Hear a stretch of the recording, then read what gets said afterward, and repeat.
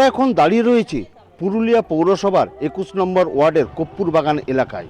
দীর্ঘদিন ধরে এই এলাকায় রাস্তা এবং নিকাশি ব্যবস্থার অভিযোগ জানিয়ে আসছেন।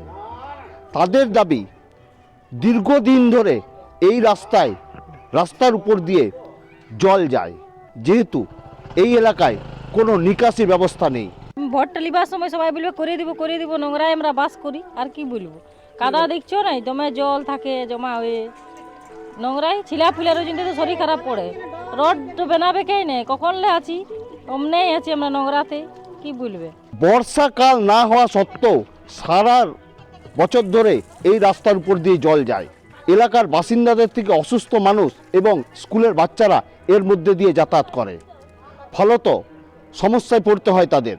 গোটাই সমস্যা আছে, দেখুন কোন সমস্যা নাই, এখানে শুধু জলটা আছে, জলটা বেড়াচ্ছে, বর্ষা হচ্ছে ঘরে ঢুকছে জল, আমরা 12 মাসে নিব। দেখছেন না, গু ভাসছে, এই ভাসছে, ইধার থেকে ছাড়ছে, উধার থেকে ছাড়ছে, কাউকে বলতে গেলে ঝগড়া। কেন আপনাদের তো কাউন্সিলর আছে? কাউন্সিলর ভোট নিয়েছে আর ঘর গেছে, আজ পর্যন্ত পাত্তা নাই কাউন্সিলরে।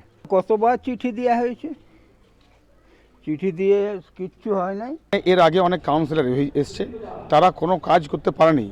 আমি মাত্র আজকে 17 থেকে 18 মাসে এসেছি এবং সেই রাস্তাটা যেগুলো অভিযোগ আসছে সেগুলো ম্যাক্সিমাম আমি মাপঝোপ করে এস্টিমেট করে এমইডিতে পাঠিয়ে দিয়েছি।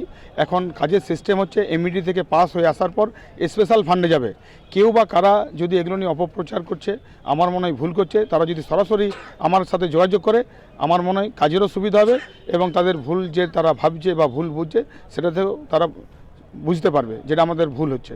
আমার শহরের জন্য পুরুলিয়া থেকে তপন হালদারের রিপোর্ট, কলকাতা টিভি।